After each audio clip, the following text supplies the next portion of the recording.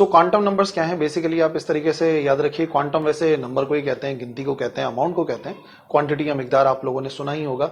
तो बेसिकली जो quantum number है ना, ये किसी इलेक्ट्रॉन की एग्जैक्ट लोकेशन को बताते हैं, मतलब एग्जैक्ट वर्ड मैंने गलत यूज कर दिया। हाँ, ये किसी इलेक्ट्रॉन की लोकेशन को बताते हैं, क्योंकि according to Heisenberg uncertainty principle हम एग्जैक्ट लोकेशन तो बता नहीं सकते इलेक्ट्रॉन की, लेकिन हाँ एटलीस्ट हम उसका एक एड्रेस तो बता सकते हैं कि वो इस वक्त कहाँ मौजूद है।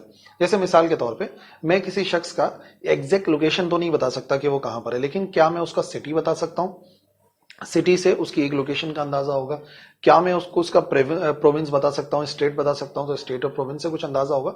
तो बेसिकली ये क्वांटम नंबर जो है, ये किसी इलेक्ट्रॉन की जो स्टेट है या उसके जो अभी फिलहाल पोजीशन है या उसकी जो एनर्जी का कंटेंट है वो कितना है, उसके बारे में हमें इन क्वांटम नंबर से पता लगता है। और ये जो क्वांटम नंबर्स हैं, आज के लेक्चर के अंदर हम जो कवर करेंगे, 4 किस्म के क्वांटम नंबर्स होते हैं with respect to an electron. सबसे पहला जो होता है वो प्रिंसिपल क्वांटम नंबर कहलाता है, दूसरा कहलाता है अजीमुथल क्वांटम नंबर, और तीसरा कहलाता है मैग्नेटिक क्वांटम नंबर, और चौथा कहलाता है स्पिन क्वांटम नंबर। तो ये 4 क्वांटम नंबर्स होते हैं जो बेसिकली हमें किसी भी इलेक्ट्रॉन की लोकेशन का, उसके एनर्जी का एक आइडिया देते हैं कि एनर्जी या उसकी लोकेशन क्या है। ठीक है ना? तो वन बाय वन समझ लेते हैं इन क्वांटम नंबर्स को। So the set of numbers used to describe the position and energy of the electron in an atom are called quantum numbers. Quantum numbers जो है ना सेट है नंबर्स के, कुछ नंबर्स हैं जो कि हमें डिफाइन करेंगे, जो कि हमें बताएंगे position and energy of electron जो कि किसी एटम के अंदर पाया जाता है। तो अगर कोई भी एक इलेक्ट्रॉन है वो एटम में है, तो यकीनन जैसा कि मैंने आपको समझाया, उसका एक एड्रेस होता है, उसकी एक लोकेशन होती है। तो उसको अगर समझाना है, उसकी पोजीशन को, उसकी एनर्जी को बताना है, उसके स्पिन को बताना है, तो कुछ सेट ऑफ नंबर्स हैं और उन्हीं सेट ऑफ नंबर्स को कहा जाता है क्वांटम नंबर्स। और ये जो क्वांटम नंबर्स हैं ये 4 होते हैं जो कि हमें डिस्कस करने हैं वन बाय वन। पहला कहलाता है प्रिंसिपल क्वांटम नंबर, दूसरा कहलाता है अजीमुथल क्वांटम नंबर, तीसरा होता है मैग्नेटिक क्वांटम नंबर, और तीसरा होता है स्पिन क्वांटम नंबर। तो प्रिंसिपल, अजीमुथल और मैग्नेटिक और स्पिन क्वांटम नंबर्स, ये 4 क्वांटम नंबर्स होते हैं और इनकी हर एक की अलग अलग एप्लीकेशन है, अलग अलग उनका काम है। जिसमें सबसे पहले समझ लेते हैं कि सबसे सिंपल जो है वो है प्रिंसिपल क्वांटम नंबर। क्या है principal quantum number? So principal quantum numbers are denoted by symbol n. N से शो करते हैं और ये बताते हैं, मेन बात क्या है, ये क्या डेजिग्नेट कर रहे हैं, बता रहे हैं इलेक्ट्रॉन के शेल को, कि वो एटम के किस शेल में, किस ऑर्बिट के अंदर पाया जा रहा है, वो बेसिकली हमें प्रिंसिपल क्वांटम नंबर से पता चलेगा। और देख लो, नाम ही इसका ये है, प्रिंसिपल का मतलब होता है इंपॉर्टेंट। प्रिंसिपल जो है ना, PAL वाला, ये इंपॉर्टेंट वाला है। तो इंपॉर्टेंट क्वांटम नंबर इसका पूरा नाम बना प्रिंसिपल क्वांटम नंबर का। और ये हमें बताएगा कि वो जो इलेक्ट्रॉन है वो एटम के कौन से शेल में मौजूद है। जिसमें 2 इंपॉर्टेंट बातें हैं। पहली बात ये कि जो वैल्यू होती है प्रिंसिपल क्वांटम नंबर की, वो कोई भी इंटीजर हो सकता है। इंटीजर यानी कि 1 2 3 4 हो सकता है, 1.52 नहीं हो सकता, क्योंकि ऑर्बिट या तो पहला होगा या तो दूसरा होगा। 1.5 नहीं हो सकता, 2.5 नहीं हो सकता, तो होगा तो एक इंटीजर ही, ये बात कंफर्म है। और हाँ, होगी भी पॉजिटिव वैल्यू जो कि इक्वल टू और ग्रेटर देन 1 होगी। ठीक है ना? 1 से बड़ी होगी या तो 1 के बराबर होगी, और पॉजिटिव वैल्यू होगी, नेगेटिव में तो हो नहीं सकता, -1 -2, और 0.5 भी नहीं हो सकता, 0 भी नहीं हो सकता। तो बात यह है कि एक इंटीजर होगा जो कि ग्रेटर देन 1 होगा, ये इक्वल टू 1 होगा। इसी तरीके से दूसरी बात अगर देखें तो फॉर एग्जाम्पल अगर value n is equal to 1 है, तो ये डिनोट करता है inner most electron shell of atom को, यानी कि पहले ऑर्बिट को, जो कि हम कहते हैं लोएस्ट एनर्जी स्टेट, या उसको हम कहते हैं ground state of an electron. यानी जब इलेक्ट्रॉन ग्राउंड स्टेट में होता है, जमीनी हालत में होता है, सबसे पहला वाला इनर मोस्ट शेल जो होता है, तो वो होता है n इज इक्वल टू 1। और बाकी इसी तरीके से आगे बढ़ सकता है, n is equal to 1, n is equal to, n is equal to 3, इसी तरीके से। और जितना समझ लो ये number of principal quantum number बढ़ता चला जाएगा, उतना जो एटम का साइज है वो भी बढ़ता चला जाएगा। तो एग्जाम्पल के तौर पे, जैसे कि मैंने आपको बताया, अगर प्रिंसिपल क्वांटम नंबर है तो सिंबल उसका n होता है, n से शो करते हैं हमेशा। और ये पॉसिबल वैल्यूज क्या हो सकती हैं? हो सकती हैं 1 2 3 4। और जैसे कि आप इसको शेल के नाम से भी लिखते हो, तो 1 के लिए कौन सा शेल होता है? K शेल होता है, L होता है, M होता है और N होता है नंबर 4 के लिए। तो ये जो K L M N होते हैं, बेसिकली ये 1 2 3 4 इनके प्रिंसिपल क्वांटम नंबर होंगे। ठीक है ना? तो नंबर वाइज ये 1 2 3 4 बन जाते हैं। सो दैट्स इट, कि ये है प्रिंसिपल क्वांटम नंबर जो कि हमें n से शो करेगा और बताएगा किस शेल के अंदर इलेक्ट्रॉन मौजूद है।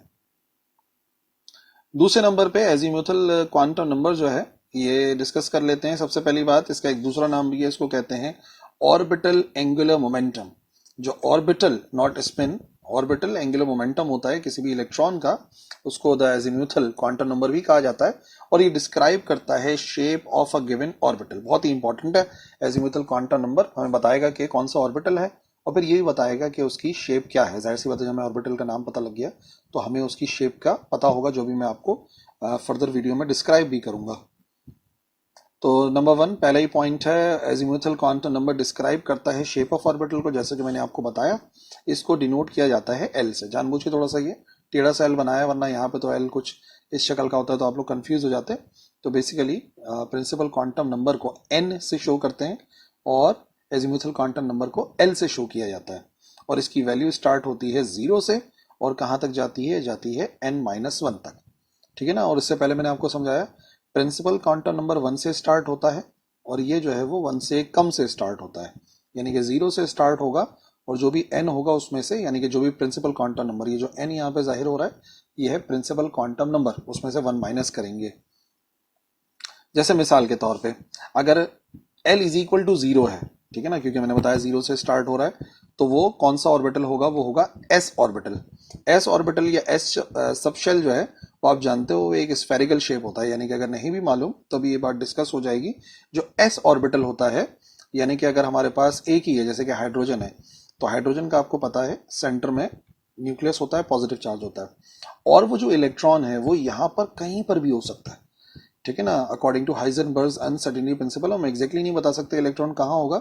तो ये वो रीजन है जहां पर इलेक्ट्रॉन के होने के सबसे ज्यादा चांसेस है। ऑलमोस्ट 95% चांसेस होते हैं इलेक्ट्रॉन के ऑर्बिट में कहीं भी पाए जाने के। तो ये जो आपको नजर आ रहा है एक स्फेरिकल शेप, तो याद रखिएगा कि जो पहला अजीमुथल क्वांटम नंबर है वो L इक्वल टू 0 होता है और वो शो करता है S सब शेल को।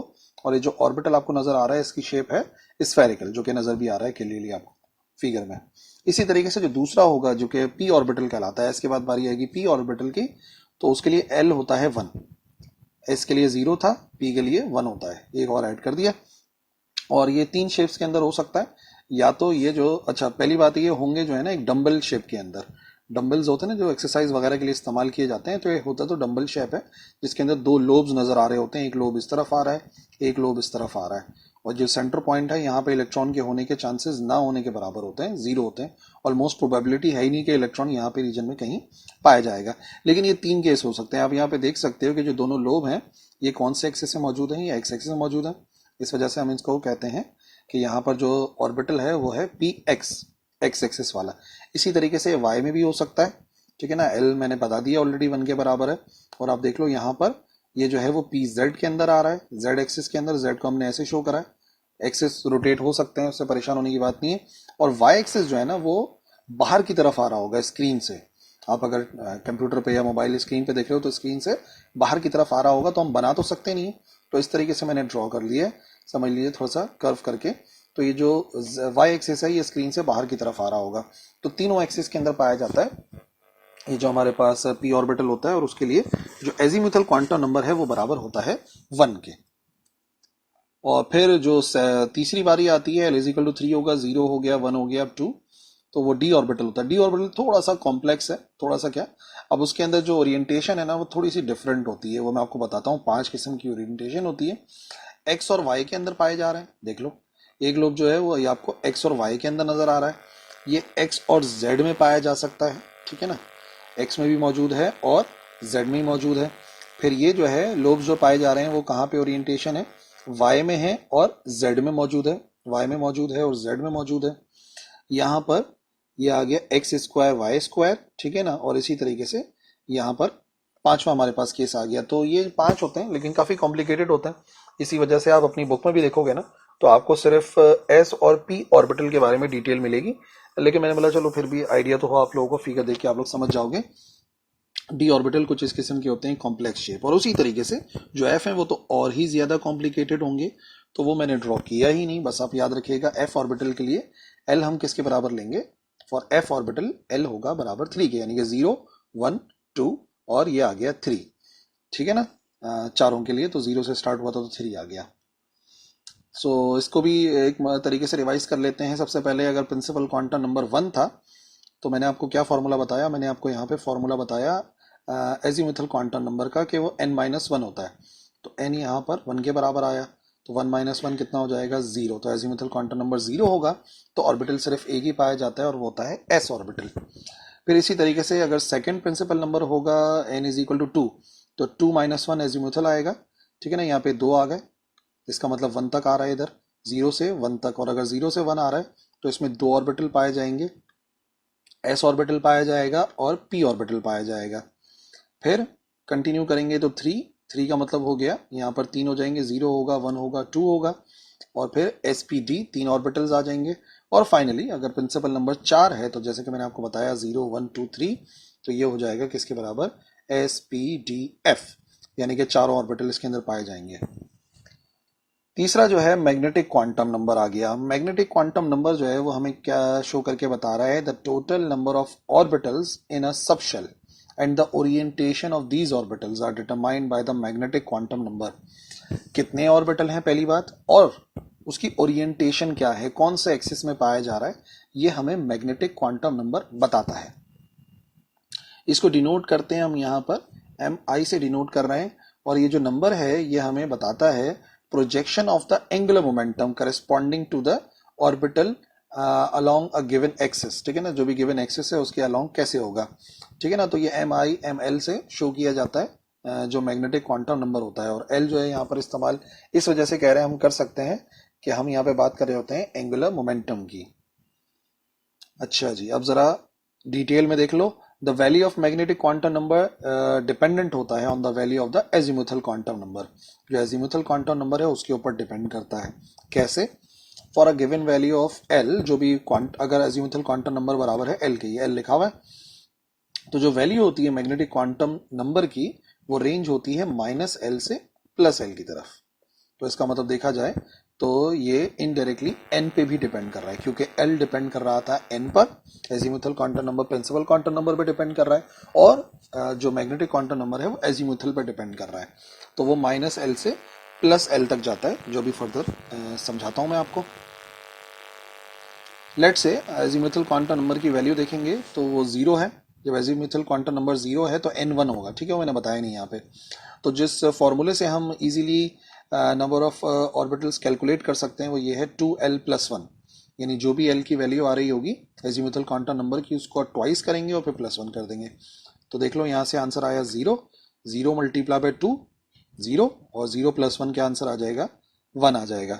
तो इसका मतलब पॉसिबल वैल्यूज जो होंगी वो सिर्फ 1 ही आएगी, ठीक है ना, कि और तो कोई चारा है नहीं यहाँ पर, एक ही ओरिएंटेशन। और याद रखो ये जो हमारा एस सबशेल होता है, इसमें अब स्फीयर को आप क्या घुमाओगे, मतलब स्फीयर को किसी और एक्सिस में कैसे घुमा सकते हो। स्फीयर तो अपनी जो ओरिएंटेशन है वो चेंज कर ही नहीं सकता, मतलब आप इसको एक्स एक्सिस में ले जाओ, वाई में ले जाओ, तो ये हमें एज इट इज नजर आएगा। इस वजह से हम ये कह रहे हैं कि यहाँ पर कोई ओरिएंटेशन नहीं है, ठीक है ना, ये एक ही तरीके से अरेंज हो सकता है। इसी तरीके से जब हम बात करेंगे पी सबशेल की, तो पी का मतलब एजीमुथल का क्वांटम नंबर हो गया 1 के बराबर। फॉर्मूला 2l × 1, तो 2 1s are 2, और जो 2 आंसर आएगा +1 करके आंसर आ जाएगा 3। तो यहाँ पर जो है ना वो 3 पॉसिबल वैल्यूज आ रही हैं, -1 आ रहा है, 0 आ रहा है और 1 आ रहा है। यानी ये बात याद रखना कि ऑर्बिटल्स की जो ओरिएंटेशन है वो 3 है। तो जो पी सबशेल होता है, अभी मैं इससे पहले ही बता चुका हूँ, 3 एक्सिस में हो सकता है, वो एक्स एक्सिस में हो सकता है, वो वाई एक्सिस में हो सकता है, वो जेड एक्सिस में हो सकता है। तो अभी वाई हमने ऐसे सपोज किया है, तो ये वाई पी वाई स्क्रीन से बाहर आ रहा होगा, पी जेड ये आपको नजर आ रहा है इस तरीके से वर्टिकल पोजीशन में, और पी एक्स जो है वो हॉरिजॉन्टल पोजीशन में। तो जैसे एक्सिस बनाया ना उसी लिहाज से मैंने उनको नाम भी दिया है। और इसी तरीके से तीसरा देखेंगे तो एजीमुथल क्वांटम नंबर 0 हो गया, 1 हो गया, बारी आएगी 2 की, तो डी सबशेल होगा। फॉर्मूला इस्तेमाल करें, 2 2s are 4, 4 + 1 ये आ गया 5। पहले में 1 आ रहा था, फिर 3 आया, फिर 5 आया। तो यहाँ क्या क्या हो सकता है, जो वैल्यू रेंज कर रही थी मैंने आपको बताया था वो -l से कहाँ तक जा रही थी, +l तक जा रही थी। तो l यहाँ पे कितना है, l यहाँ पे 2 है, तो -2 -1 0 1 और फिर 2, या फिर टोटल कैलकुलेट करके भी लिख सकते हो, 0 के इर्द गिर्द 5 होने चाहिए। तो यहाँ पे 5 पॉसिबल ओरिएंटेशन हो सकती है कुछ इस किस्म की। X square minus y square की एक ओरिएंटेशन होती है। डिटेल में नहीं जा रहे क्योंकि मैंने आपको बताया हमें बेसिकली डी और एफ को इतना स्टडी करना नहीं है।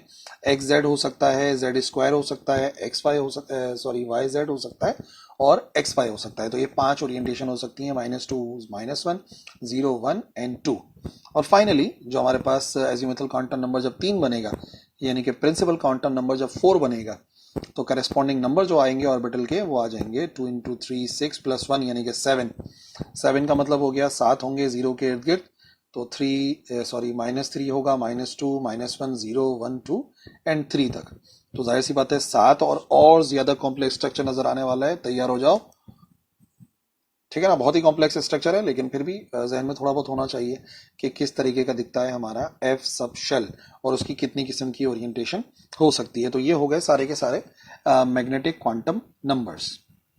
फाइनली चौथा और आखिरी स्पिन क्वांटम नंबर कहलाता है। स्पिन क्वांटम नंबर हमें बताता है, ms से शो करते हैं और ये ऑफर करता है insight in the direction in which the electron is spinning. ठीक है ना, अब ऑर्बिटल नहीं है, angular orbital azimuthal quantum number से पता लग गया था। अब ये इलेक्ट्रॉन की स्पिन किस तरफ है और जो पॉसिबल वैल्यूज होती हैं स्पिन के क्वांटम नंबर की वो +½ होती है या -½ होती है। अब प्लस या माइनस कब सेलेक्ट करते हैं? जो पॉजिटिव वैल्यू होती है ms की वो इंप्लाई करती है अपवर्ड स्पिन को। ठीक है ना, अपवर्ड स्पिन कहलाता है और इसी वजह से इसको स्पिन अप भी कहते हैं और डिनोट किया जाता है ऊपर की तरफ एक एरो बना के। अपवर्ड स्पिन है सो स्पिन अप कहते हैं, ऊपर की तरफ एक एरो बनाते हैं। जबकि जो ms अगर नेगेटिव होगा तो इलेक्ट्रॉन का जो है वो डाउनवर्ड स्पिन होगा, जिसको स्पिन डाउन भी कहते हैं और उसका सिंबल होता है डाउनवर्ड एरो, जो कि फिगर्स में आप देख लो ये इस तरीके से रोटेट करता हुआ आपको नजर आ रहा है। ठीक है ना, अगर इस तरीके से रोटेट कर रहा होगा तो आप राइट हैंड रूल को इस्तेमाल करके आप अपनी फिंगर्स को घुमाइए इसकी रोटेशन की डायरेक्शन में, तो थंब बता देगा कि किस तरफ पॉइंट कर रहा है, ऊपर की तरफ पॉइंट कर रहा है। तो अगर कोई इलेक्ट्रॉन ऐसे स्पिन कर रहा होता है, ठीक है ना, ऐसे स्पिन करने का मतलब क्या हुआ, ये हो गया इस तरीके से स्पिन कर रहा है तो ऊपर की तरफ आएगा, ये क्या कहलाएगा, ये कहलाएगा स्पिन अप। और स्पिन अप होगा, ठीक है ना, तो फिर आप देख सकते हो यहाँ पर क्या नजर आ रहा है, यहाँ पर हम लिखेंगे इसका स्पिन क्वांटम नंबर प्लस का हाफ। और इसी तरीके से अगर यहाँ ऐसे बनाए जैसे घड़ी नहीं चलती है, तो सॉरी ऐसे घड़ी चलती है, ये क्लॉकवाइज है दूसरा वाला, पहला वाला एंटी क्लॉकवाइज है, तो हम इसको कहते हैं स्पिन डाउन। और वो भी आप राइट हैंड रूल से फाइंड कर सकते हो। फिंगर्स को घुमाओ इस एरो की डायरेक्शन में तो थंब बताएगा डाउनवर्ड डायरेक्शन करते हुए कि ये स्पिन डाउन है, तो उसको -½ सेलेक्ट किया जाता है। तो स्पिन क्वांटम नंबर्स दो ही हो सकते हैं, या तो वो क्लॉकवाइज रोटेट कर सकता है या तो एंटी क्लॉकवाइज रोटेट कर सकता है। तो फाइनली समरी आपको मैं एक मरतबा से फिर बता दूं, और अगर कुछ कंफ्यूजन है तो आप लेक्चर को दोबारा से देख भी सकते हो, कोई प्रॉब्लम नहीं है। एन से शो करते हैं प्रिंसिपल क्वांटम नंबर, वो शेल बताते हैं और डिस्टेंस बताता है न्यूक्लियस से 1 से लेके इन्फिनिटी तक जा सकता है। जबकि एल जो है वो एजीमुथल क्वांटम नंबर है या एंगुलर मोमेंटम वाला क्वांटम नंबर है, वो सब शेल बताते हैं और टाइप ऑफ ऑर्बिटल बताता है कि एल = 0 होगा तो एस है, एल = 1 होगा तो पी, एल = 2 तो डी, और एल = 3 तो इसका मतलब एफ हो गया। और एमएल में बताता है मैग्नेटिक क्वांटम नंबर, जो स्पेसिफिक ऑर्बिटल ओरिएंटेशन बताता है और वो -L से +L तक जाती है। और फाइनली जो MS है वो हमें बताता है स्पिन क्वांटम नंबर, और वो या तो अप होता है या तो डाउन होता है, और अगर अप होगा तो प्लस का हाफ और अगर डाउन होगा तो माइनस का हाफ। तो सबसे पहले पॉलीज एक्सक्लूजन प्रिंसिपल के जो प्रिंसिपल है बेसिकली उसको देख लेते हैं। तो सबसे पहली बात यह है कि in an atom no two electrons can have the same set of 4 quantum numbers। जो 4 क्वांटम नंबर्स हैं उसमें कोई से भी 2 इलेक्ट्रॉन या 2 से ज्यादा इलेक्ट्रॉन ऐसे नहीं हो सकते जिनके चारों के चारों क्वांटम नंबर्स जो हैं वो सेम हो। है पता है ना, 4 क्वांटम नंबर्स हैं, कौन कौन से हैं? प्रिंसिपल क्वांटम नंबर है, एजीमुथल क्वांटम नंबर है, मैग्नेटिक क्वांटम नंबर है और स्पिन क्वांटम नंबर है। तो हमारे पास ये जो 4 सेट हैं क्वांटम नंबर्स के, ये कभी भी याद रखिए 2 इलेक्ट्रॉन्स के लिए सेम नहीं हो सकते। कोई ना कोई एक जो इनमें से है वो चेंज होना चाहिए। यानी कि हम इस बात को इस तरीके से भी समझ सकते हैं कि किसी भी ऑर्बिटल, कोई भी ऑर्बिटल जो है वो एकोमोडेट नहीं कर सकता मोर देन 2 इलेक्ट्रॉन। याद रखिएगा, ये मैं साबित भी करूंगा कि कोई भी जो ऑर्बिटल है वो 2 से ज्यादा इलेक्ट्रॉन को एकोमोडेट नहीं कर सकता। यानी कि जो मैक्सिमम नंबर ऑफ इलेक्ट्रॉन्स हैं जो कि किसी ऑर्बिटल के अंदर आ सकते हैं वो हैं जस्ट 2। ठीक है ना, 2 हो सकते हैं, 2 से ज्यादा नहीं हो सकते। और वो उसी तरीके से पॉसिबल है कि जो सेट ऑफ 4 क्वांटम नंबर्स हैं वो डिफरेंट होने चाहिए फॉर डिफरेंट इलेक्ट्रॉन्स, ठीक है ना। फॉर एग्जाम्पल मैं आपको समझाता हूं, अगर मैं बात करता हूं फॉर 1s ऑर्बिटल, ठीक है ना, 1s ऑर्बिटल के लिए अगर मैं बात कर रहा हूं, तो फॉर 1s ऑर्बिटल अगर मैं बात करूं क्वांटम नंबर की, प्रिंसिपल क्वांटम नंबर, फिर एजीमुथल क्वांटम नंबर, फिर मैग्नेटिक क्वांटम नंबर और फिर स्पिन क्वांटम नंबर, तो याद रखिएगा 1s ऑर्बिटल के अंदर 2 इलेक्ट्रॉन्स हो सकते हैं, ठीक है ना। तो फॉर एग्जांपल पहला वाला इलेक्ट्रॉन होगा E1 कर देता हूं और दूसरा वाला इलेक्ट्रॉन होगा E2। तो मिसाल के तौर पे अगर ये फर्स्ट ऑर्बिटल की बात हो रही है, 1s ऑर्बिटल की बात हो रही है, तो जाहिर सी बात है यहां पर क्या आना चाहिए, यहां पर n आना चाहिए बराबर 1 के, क्योंकि 1s ऑर्बिटल की बात हो रही है। प्रिंसिपल क्वांटम नंबर यहां से मिल जाता है 1 से, ठीक है ना। एजीमुथल क्वांटम नंबर जो है वो एक पीछे चलता है, तो ये होगा 0, ये भी होगा 0। तो देख लो अभी तक दोनों के जो दो दो क्वांटम नंबर है, यानी कि प्रिंसिपल क्वांटम नंबर है और एजीमुथल क्वांटम नंबर है, दोनों इलेक्ट्रॉन्स के लिए वो सेम है, ठीक है ना। मैग्नेटिक क्वांटम नंबर की बात करें तो इसके लिए फॉर्मूला होता है 2l+1, यानी कि 2l+1 तक चलता है। तो अगर फर्स्ट की बात करें तो l तो 0 के बराबर है, तो 2 इंटू 0 प्लस 1 यानी कि 1, यानी कि एक ही पॉसिबिलिटी है मैग्नेटिक क्वांटम नंबर की, ठीक है ना। तो जाहिर सी बात है एक ही पॉसिबिलिटी क्या हो सकती है, एक ही पॉसिबिलिटी होती है 0 और 0, दोनों के लिए बात है कि ये सेम रहेगा। अब जैसा कि पॉलीज एक्सक्लूजन प्रिंसिपल कह रहा है कि कोई से भी चारों के चारों, किसी भी 2 इलेक्ट्रॉन के लिए चारों के चारों सेम नहीं हो सकते, तो पता है क्या होगा, असल फर्क होगा, एक हमारे पास आएगा स्पिन +½ और दूसरी आएगी -½ यानी कि इस रूल के मुताबिक अगर हम 2 इलेक्ट्रॉन्स की बात करें तो दोनों की जो डायरेक्शन है ना, दोनों की जो स्पिन की डायरेक्शन है वो हो जाएगी ऑपोजिट। अगर एक रोटेट कर रहा होगा क्लॉकवाइज तो दूसरा रोटेट कर रहा होगा, रिवॉल्व कर रहा होगा एंटी क्लॉकवाइज, ठीक है ना। तो ये मैंने आपको बता दिया जस्ट फॉर 1s ऑर्बिटल, यानी कि जाहिर सी बात है अगर हम सपोज भी कर लें कि एक ही ऑर्बिटल है, तो 1s ऑर्बिटल तो उसके अंदर प्रिंसिपल क्वांटम नंबर सेम है, एजीमुथल क्वांटम नंबर सेम है, मैग्नेटिक क्वांटम नंबर सेम है, बट जो फर्क आएगा वो आएगा स्पिन में। और इसी वजह से अभी हमने क्या बात बताई आपको, हमने बताया कि 2 से ज्यादा इलेक्ट्रॉन्स को वो अकोमोडेट नहीं कर सकता। जैसे मिसाल के तौर पे अगर मैं बात करता हूं इसी की फॉर 1s ऑर्बिटल के लिए, अगर मैं तीसरी पॉसिबिलिटी बनाता हूं, लेट से इसी में अलग से समझा रहा हूं कि अगर तीसरा ऑर्बिटल होता, तीसरा इलेक्ट्रॉन इस ऑर्बिटल के अंदर आएगा तो क्या होगा, n अभी भी 1 होगा, l अभी भी 0 होगा, m अभी भी 0 होगा, लेकिन बताइए क्या होगा उसका स्पिन क्वांटम नंबर, प्लस का हाफ भी हो गया, माइनस का हाफ भी हो गया। तो अब जाहिर सी बात है तीसरी कोई पॉसिबिलिटी है ही नहीं, एक इलेक्ट्रॉन क्लॉकवाइज रोटेट कर रहा है, एक जो है वो एंटी क्लॉकवाइज स्पिन कर रहा है। तो कहने का मकसद ये है कि जब हमारे ये वाला एक पॉसिबिलिटी है ही नहीं, तो इसका मतलब ये है कि इट इज नॉट पॉसिबल। अगर ऐसा पॉसिबल होता तो यकीनन कोई ना कोई तीसरा जो है वो क्वांटम नंबर मतलब होता है स्पिन का, जो कि पॉसिबल ही नहीं है। स्पिन या तो +½ होती है या तो -½ तो पॉलीज एक्सक्लूजन प्रिंसिपल के मुताबिक आप याद रखिएगा 1s2 तो पॉसिबल है, ठीक है ना। जब हम इलेक्ट्रॉनिक कॉन्फ़िगरेशन करेंगे तो 1s2 तो पॉसिबल है, जाहिर सी बात है 1s2 इज पॉसिबल, बट याद रखिएगा 1s3 इज नॉट पॉसिबल, जैसे कि हमने देखा, क्योंकि तीसरा कोई और स्पिन का तरीकेकार है नहीं। तो याद रखिए पॉलीज एक्सक्लूजन प्रिंसिपल 2 तरीकों से कि जो same set of 4 quantum numbers हैं वो पॉसिबल नहीं है कोई से 2 इलेक्ट्रॉन्स के लिए, यानी कि हर ऑर्बिटल ज्यादा से ज्यादा 2 इलेक्ट्रॉन को अकोमोडेट कर सकता है, 2 से ज्यादा नहीं, ठीक है भाई। तो ये हो गया हमारा पॉलीज एक्सक्लूजन प्रिंसिपल। दूसरा देखते हैं rule for the electronic configuration, और वो है अफबाउ प्रिंसिपल। अफबाउ प्रिंसिपल बड़ा इंपॉर्टेंट है, इस पर हमें डिटेल में बात करनी है। सबसे पहली बात है कि जो इलेक्ट्रॉन्स हैं उनको फिल किया जाता है to the orbitals of lowest energy in sequence, जो लोएस्ट एनर्जी होती है इन सीक्वेंस उसमें फिल किया जाता है।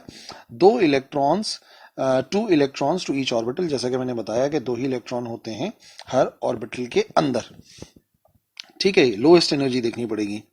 और फिर इस तरीके से भी कह सकते हैं the electrons are filled in different orbitals in the order of increasing energy, यानी कि इंक्रीजिंग एनर्जी में फिल किया जाता है of orbitals starting with the 1s orbital. तो 1s ऑर्बिटल जाता है, यानी कि जो सीरीज बनती है वो क्या बनती है, सीरीज बनती है 1s ऑर्बिटल आता है, फिल करते हैं, फिर हम किसको फिल करते हैं, फिर हम फिल करते हैं 2s ऑर्बिटल को। इस तरीके से ये चीज जो है वो आगे कंटिन्यू रहती है, ठीक है ना। फिर 2p ऑर्बिटल आता है, तो ये जो है ना वो फिल किया जाता है हमेशा लोएस्ट एनर्जी सीक्वेंस के अंदर। वो सीक्वेंस क्या है, according to aufbau principle मैं आपको समझाता हूँ। इंक्रीजिंग एनर्जी में फिल करना है तो एक छोटा सा तरीकेकार है, उस तरीके से आप जो है वो याद रख सकते हैं। सो इस तरीके से करो आप काउंटिंग के, सबसे पहले आप लिखो 1 2 3 4 5 6 एंड 7, ठीक है ना। आपने 1 2 3 4 5 6 7 लिख दिया और फिर आप क्या करेंगे, हर एक के साथ लिख देंगे एस, ये आ गया एस, ठीक है ना। उसके बाद क्या करना है, उसके बाद एक ऊपर से छोड़ना है एक नीचे से छोड़ना है, यानी कि आप लिखेंगे 2 3 4 5 और 6, और अब आप लिख देंगे पी ऑर्बिटल के बारे में, यानी कि पी आ जाएगा 3p 4p 5p and 6p। फिर इसी तरीके से एक और ऊपर से छोड़ दिया तो 3 हो गया, 4 हो गया और 5 हो गया। फिर यहाँ पर आ जाएगा डी डी और डी, और फाइनली हम यहाँ पे लिख देंगे 4f, ठीक है ना। सबसे पहले आपने एक काम कर देना है, इसको सीरीज से लिख देना है। अब आप क्या करो, अब आप इसको कैंसिल करो। फॉर एग्जाम्पल पहले इसको कैंसिल किया और यहाँ पे नोट कर लिया 1s, ठीक है ना। फिर इसको कैंसिल कर दो आप और क्या लिख दो यहाँ पे 2s, ठीक है ना, 2s भी आ गया। उसके बाद आप क्या करो, आप इसको इस तरीके से डायगोनली कट करो। फिर क्या आना चाहिए, फिर आना चाहिए 2p, और इस तरीके से ना एरो लगा लो, उनमें तो एरो की जरूरत नहीं थी, इसमें लाजमी एरो की जरूरत है। फिर आना चाहिए 3s, और उसके बाद इसी तरीके से आप कट करो तो फिर यहाँ पर आ जाएगा 3p 4s, तो यहाँ पे हम कर देंगे 3p और साथ में आ जाएगा 4s, ठीक है ना। उसके बाद 3d 4p 5s, 3d 4p 5s, और उसके बाद आ जाएगा हमारे पास 4p 5p 4d 5p 6s, और फाइनली यहां से लेके यहां तक आ जाएगा, यानी कि 4f आएगा, 5d आएगा, 6p आएगा और आ जाएगा फाइनली 7s। तो इस तरीके से जो है ना ये आप एक अरेंजमेंट को याद रख सकते हो according to aufbau principle. और हम जो यहाँ पर फिल कर रहे हैं वो हम फिल किस तरीके से कर रहे हैं, हम यहाँ पे फिल कर रहे हैं इन द इंक्रीजिंग एनर्जी, ठीक है ना। जैसे जैसे एनर्जी इंक्रीज होती जा रही है वैसे वैसे हम उसको फिल करते चले आ रहे हैं, लेकिन ये जो सीक्वेंस है ना वो आपने जहन में रखना है, ठीक है ना, और वो आप इसी तरीके से इजीली याद रख सकते हो। तो अगर कभी भी आपको फिल करना होगा किसी भी एलिमेंट को तो आप इसको देखते हुए फिल करोगे। और अभी हमें ये पता है कि हर ऑर्बिटल के अंदर ज्यादा से ज्यादा कितने आ सकते हैं, हर ऑर्बिटल के अंदर ज्यादा से ज्यादा आ सकते हैं 2 इलेक्ट्रॉन, ठीक है ना, क्योंकि स्पिन क्वांटम नंबर जो है वो डिफरेंट होता है। तो अगर मैं आपको मिसाल देना चाहूं तो मैं मिसाल देता हूं। मिसाल के तौर पे आप सबसे पहले देख लो, एग्जाम्पल देख लो आप बेरिलियम की, ठीक है ना। लेट से हम एक एग्जाम्पल देखते हैं बेरिलियम की। बेरिलियम की खास बात यह है कि इसका एटॉमिक नंबर होता है 4। तो अगर हमें फिल करना होगा सबसे पहले तो हम क्या करेंगे, हम लिखेंगे यहाँ पे 1s, और 1s में कितने इलेक्ट्रॉन्स आ सकते हैं, 2 इलेक्ट्रॉन, तो हम कर देंगे 1s2। फिर अगला हम जब लिखेंगे 2s तो कितने फिल कर सकते हैं, इसके अंदर भी s के अंदर 2 आ सकते हैं। तो ये जो ऑर्डर है ना ये याद रखिए इंक्रीजिंग ऑर्डर है, ये एनर्जी का इंक्रीजिंग ऑर्डर है, इसी तरीके से हम फिल करेंगे। इसी तरीके से जब बात हम करेंगे बोरॉन की, तो बोरॉन का एटॉमिक नंबर क्या है, बोरॉन का एटॉमिक नंबर है 5। तो अब क्या किया जाएगा, अब हम करेंगे यहाँ पे 1s2 2s2 और अब एक इलेक्ट्रॉन रह गया, तो फिर किसकी बारी आएगी, फिर आ जाएगी यहाँ पे 2p, और 2p में कितना आ सकते हैं, 2p में आ सकते हैं 1, ठीक है। लेट से थोड़ा सा अपनी स्टडी को बढ़ाते हैं तो सोडियम की बात कर लेते हैं ना। सोडियम की बात करते हैं जिसका एटॉमिक नंबर है बराबर 11 के। अब क्या करेंगे, जब 11 को फिल करना होगा तो सबसे पहले आ गया 1s2, ठीक है, 2 इलेक्ट्रॉन फिल हो गए। फिर आ गया 2s2, 2 इलेक्ट्रॉन और फिल हो गए। फिर आ गया हमारे पास 2p, और p के अंदर आपको पता है x भी होता है, y भी होता है, z भी होता है। तो फिलहाल अगर सबको मिला के करें तो याद रखो px में 2 आएंगे, py में 2 आएंगे और pz में 2 आएंगे। तो टोटल कितने हो गए यहाँ पर, टोटल हो जाएंगे 6 इलेक्ट्रॉन। तो अभी कितने हो गए, 2 हो गए, 2 और 6, ये हो गए हमारे पास 10 इलेक्ट्रॉन। अब 11 फिल करना है तो जाहिर सी बात है अगली बारी आएगी 3s1 की, ठीक है ना। तो इस तरीके से जो है वो हम इलेक्ट्रॉनिक कॉन्फ़िगरेशन बना सकते हैं by using the aufbau principle, ठीक है। और ये जो तरीकेकार जो मैंने आपको समझाया ना इस सीरीज को बनाने का, the order of increasing energy, वो बहुत इंपॉर्टेंट है। इस तरीके से जो है वो आप इजीली जो है वो इलेक्ट्रॉनिक कॉन्फ़िगरेशन बना सकते हैं। तीसरा रूल n+l रूल कहलाता है। ये भी बड़ा सिंपल सा रूल है और बहुत ही फायदेमंद रूल है। सबसे पहली बात ये कि नंबर 1, 2 पॉइंट है इसके। पहला पॉइंट ये कि orbital which has the least value of n+l, जिसकी n प्लस एल की वैल्यू लीस्ट होती है उसको पहले फिल किया जाता है, ठीक है ना। जिसकी n प्लस एल की वैल्यू लीस्ट होगी यानी कि छोटा आंसर आएगा n प्लस एल करने पर, हम सबसे पहले क्या करेंगे, हम सबसे पहले उसको फिल करेंगे। और अगर फॉर एग्जाम्पल सेम हो जाए, फॉर एग्जाम्पल अगर सेम हो जाए, if there are two orbitals, दो ऑर्बिटल्स हों जिनमें n प्लस एल की वैल्यू सेम आ रही है, तब हमें फिल करना होता है वो ऑर्बिटल जिसकी n की वैल्यू स्मॉल हो, ठीक है ना। तो फिर हम n की वैल्यू को देखते हैं और एग्जाम्पल्स इस तरीके से हो सकती हैं। लेट से पहले हम देखते हैं दो ऑर्बिटल्स का कंपैरिजन, यानी कि 3s और 3p, दो ऑर्बिटल्स हैं, कंपेयर करते हैं इसमें से किसको पहले फिल करना पड़ेगा, ठीक है ना। और याद रखो अभी मैंने क्या बताया आपको, मैंने आपको बताया कि जिसकी वैल्यू n प्लस एल की कम आएगी, छोटी आएगी, उसको पहले फिल करना है। तो अब सारी बात यह है कि अगर मैं इसके लिए बात करूं तो इसके लिए n जो है n यहां से मिल जाएगा, इसके लिए n किसके बराबर है, n बराबर है 3 के, ठीक है ना। और n 3 के बराबर आ गया। अब अगर n 3 के बराबर है तो s के लिए वैल्यू क्या होती है, s p d f, s के लिए l की वैल्यू बराबर होती है 0 के, ये मैं l की बात बता रहा हूं, और p के लिए 1 होती है, d के लिए 2 होती है और f के लिए होती है 3। तो इसका मतलब s के लिए यहां पर क्या आ गया, s के लिए l की वैल्यू आ गई बराबर 0 के। तो इसका मतलब हमारे पास आंसर कितना आ जाएगा, इसका आंसर आ जाएगा 3 plus 0 is equal to 3। Okay, तो इसकी n प्लस एल की वैल्यू 3 के बराबर आई है। अब अगर मैं बात करूं 3p ऑर्बिटल की, तो देखो 3 की वैल्यू तो मिल गई हमें, n की वैल्यू 3 आ गई। अब अगर p की वैल्यू की बात करें तो p से हमें l की वैल्यू मिलती है और p से l की वैल्यू कितनी आ रही है, 1 आ रही है। तो अगर मैं इसको ऐड करता हूं n प्लस एल, तो 3 प्लस 1 ये कितना आ जाएगा, ये आ जाएगा 4 के बराबर। इसका मतलब ये है कि 3s और 3p में से, ठीक है ना, 3s और 3p में से पहले किसे फिल करना है, पहले फिल करना है 3s को, क्योंकि उसमें जो n प्लस एल की वैल्यू आ रही है वो कम आ रही है। और आप एक बात देख भी लो यहाँ पे कि पहले हमने किसे फिल किया था, हमने पहले 3s को ही फिल किया होगा। अब देखो यहाँ पे पहले हम किसे फिल करते हैं, 3p से हम 3s को ही फिल करते हैं। तो n प्लस एल रूल के मुताबिक भी हम एनर्जी की वही वैल्यूज फाइंड करेंगे जो कि यहाँ पर आपको नजर आ भी रही हैं, ठीक है ना। अच्छा, और कुछ एग्जांपल्स देख लेते हैं, ठीक है। ऐसी एग्जांपल देख लेते हैं जिसके अंदर जो है वो दूसरा वाला रूल अप्लाई हो जाए। यानी फॉर एग्जांपल अगर मैं 2p और 3s को कंपेयर करता हूँ, लेट से ये पहली मिसाल थी। अब दूसरी मिसाल के अंदर मैं 2p को कंपेयर कर रहा हूँ 3s के साथ, ठीक है। तो n की वैल्यू कितनी आ गई, n की वैल्यू आ गई बराबर 2 के, और p से जो l की वैल्यू आ गई वो बराबर आ गई 1 के। तो 2 प्लस 1 का आंसर कितना आ गया, 2 प्लस 1 का आंसर आ गया 3। और इसी तरीके से अब अगर यहां से वैल्यू निकालेंगे तो 3, n की वैल्यू आ गई बराबर 3 के, और s से अगर मैंने वैल्यू निकाली l की, तो l की वैल्यू आ गई बराबर 0 के। तो 3 प्लस 0 कितना होता है, 3 प्लस 0 भी बराबर होता है 3 के। कंफ्यूजन कंफ्यूजन कंफ्यूजन कि भाई अब यहाँ पर तो दोनों की n प्लस एल की वैल्यू सेम आ रही है। तो याद रखो जो रूल नंबर 2 था वो क्या बता रहा है कि अगर सेम n प्लस एल की वैल्यू आ रही है तो हम क्या करेंगे, हम उसे पहले फिल करेंगे जिसमें n की वैल्यू छोटी हो। तो यहां पर इसका मतलब इसमें पहले किसको फिल किया जाएगा, n की वैल्यू को देखा जाएगा। इसका मतलब 2b जो है उसको हम पहले फिल करेंगे बिफोर 3s, क्योंकि बात यह है कि यहां पर जो वैल्यू है वो छोटी आ रही है। तो 2p को वैसे भी हम 3s से पहले फिल करते हैं, देख लो उसी के अंदर जो मैंने आपको बताया था, 2p को हम 3s से पहले फिल कर रहे हैं, 2p को हम 3s से पहले फिल कर रहे हैं। तो n प्लस एल रूल के जरिए भी इलेक्ट्रॉनिक कॉन्फ़िगरेशन बनाने में काफी ज्यादा मदद मिलती है, जो कि मैंने आपको इन दोनों एग्जाम्पल समझाया। अब आप कोई से भी दो ऑर्बिटल्स को आपस में कंपेयर करके अंदाजा लगा सकते हैं कि वो जो है किस तरीके से काम कर रहे हैं, किसको पहले फिल करना है, किसकी एनर्जी कम है। ओके, चौथा और आखिरी जो हमारे पास रूल है इलेक्ट्रॉनिक कॉन्फ़िगरेशन बनाने का, वो कहलाता है hertz rule of maximum multiplicity. और इसके भी जो पोस्टुलेट हैं दोनों वो देख लो। सबसे पहले क्या क्या बात है, सबसे पहली बात ये कि इलेक्ट्रॉन्स चाहते हैं avoid being in the same orbital, वो सेम ऑर्बिटल के अंदर नहीं रहना चाहते। इलेक्ट्रॉन सिंगल रहना चाहते हैं, वो सेम ऑर्बिटल में नहीं रहना चाहते।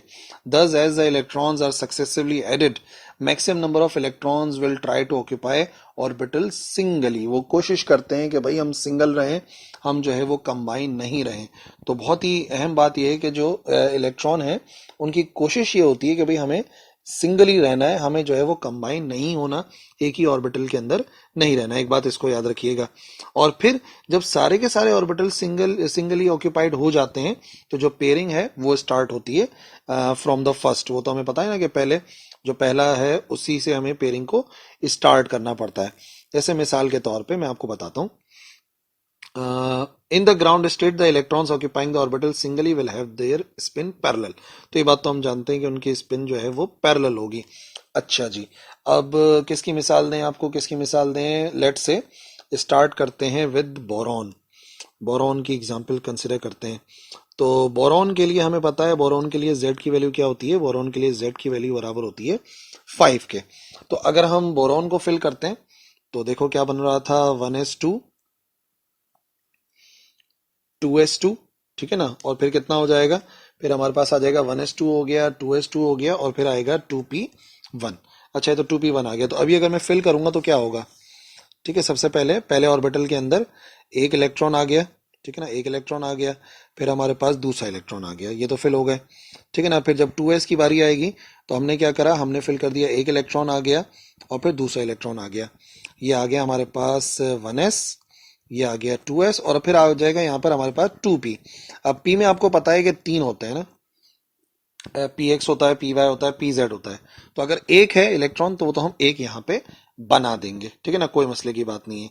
लेकिन अगर मिसाल के तौर पे हम बात करें यहाँ पर किसी ऐसे एलिमेंट की जिसमें ज्यादा इलेक्ट्रॉन्स आ रहे हैं, लेट से हम बात करते हैं नाइट्रोजन की। नाइट्रोजन के लिए ये बात ज्यादा समझ में आ जाएगी। अगर हम मिसाल लेते हैं नाइट्रोजन की, तो नाइट्रोजन का एटॉमिक नंबर बराबर होता है 7 के। तो अब जो मैं बनाऊंगा इलेक्ट्रॉनिक कन्फिग्रेशन 1s2 2s2 और 2p कितना होगा, ठीक है ना, कितने रह गए, 2 2 4, और अब यहाँ पे कितने आने चाहिए, अब यहाँ पर आने चाहिए 3। तो अब जब ये 3 आ रहे हैं तो बेसिकली काम किस तरीके से होगा वो आपने समझना है। अब उसी तरीके से अगर हम फिल करें 1s2, ये आ गया 1s, ये आ गया 2s, और यहाँ पर आ जाएगा p के लिए, 2p के लिए 3 आ जाएंगे। अब ये तो फिल हो गए यहाँ पर, ठीक है, ये भी यहाँ पे फिल हो गया। अब ये 3 ऑर्बिटल कैसे फिल होंगे, ठीक है ना, इस बात को समझना है।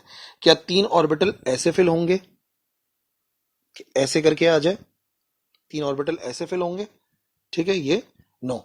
जो हंस रूल ऑफ मैक्सिमम मल्टीप्लिसिटी है वो ये कह रहा है कि इलेक्ट्रॉन्स कोशिश करते हैं कि वो अलग रहें। तो अलग रहने के लिए पता है क्या होगा, अलग रहने के लिए कोशिश ये होगी, अलग रहने के लिए कोशिश ये होगी कि ये जो इलेक्ट्रॉन है यहां पर कंबाइन नहीं होगा, बल्कि ये यहां पर कंबाइन होने के बजाय कहां कंबाइन होगा, ये यहां पर एक अलग ऑर्बिटल को ऑक्यूपाई करेगा। यानी कि जो इलेक्ट्रॉनिक कन्फिग्रेशन है उसको अगर मैं एक्सपेंड करके लिखूं तो 2px कितना आ रहा है, 2px1 आ रहा है, 2px कितना आ रहा है, 2py सॉरी 1 के बराबर आ रहा है, और फिर 2pz भी 1 के बराबर आ रहा है। यानी कि ये जो तरीकेकार है ये तरीकेकार सही है। लेकिन अगर कभी ऐसा हो कि 2p क्योंकि 3 है तो इसके अंदर 2 ऑर्बिटल आ जाएं और फिर 2p y 1 के बराबर आ जाए और 2pz हो जाए 0, तो याद रखो ये तरीकेकार सही नहीं है। हंस रूल ऑफ मैक्सिमम मल्टीप्लिसिटी कहता है कि इलेक्ट्रॉन्स पहले कोशिश करते हैं कि वो सिंगली फिल हो जाएं, और अगर चलो तीनों के तीनों फिल हो गए तब जाके अगला फिल हो सकता है। जैसे मिसाल के तौर पे अगर अब मैं एक मिसाल लेता हूं ऑक्सीजन की। ऑक्सीजन का हमें पता है, ऑक्सीजन का एटॉमिक नंबर कितना होता है 8। तो अब अगर हम फिल करेंगे तो 1s2 2s2, ठीक है ना, कितना हो जाएगा, ये हो जाएगा 2p, कितने बचे 4 बचे, तो ये 2p4 हो जाएगा। अब 2p4 को किस तरीके से फिल करेंगे, 1s आ गया सीधा सीधा, ठीक है, फिर आ गया हमारे पास 2s, और फिर यहाँ पे आपको पता है p के लिए 3 हो जाएंगे, px हो जाएगा, py हो जाएगा और pz हो जाएगा। तो 2 इलेक्ट्रॉन तो यहाँ पे फिल हो गए, ठीक है, 2 इलेक्ट्रॉन यहाँ पे फिल हो गए। इसी तरीके से 2 इलेक्ट्रॉन यहाँ पर आ गए। अब सबसे पहले अलग अलग जो है ऑर्बिटल को ऑक्यूपाई करेंगे, इस तरीके से ऑक्यूपाई करा, इस तरीके से ऑक्यूपाई कर लिया, ठीक है ना। अभी कितने हो गए, ये तो हो गए 1 2 3, लेकिन अब जाहिर सी बात है एक और इलेक्ट्रॉन है। अब हाँ कोई रास्ता नहीं है, अब क्या होगा, यहाँ पर पेयरिंग होना शुरू हो जाएगी। यानी कि पहले तो इलेक्ट्रॉन कोशिश करते हैं कि वो अलग अलग ऑर्बिटल ऑक्यूपाई करें, बट अगर सिंगली जो जगह है वो फिल हो जाती है उसके बाद जो है वो पेयरिंग स्टार्ट होती है। जैसे कि मैंने आपको रूल नंबर 2 में बताया था कि अगर ऑक्यूपाई हो गए तब जाके पेयरिंग स्टार्ट होगी, अदरवाइज वो पहले कोशिश करते हैं अलग अलग रहने की।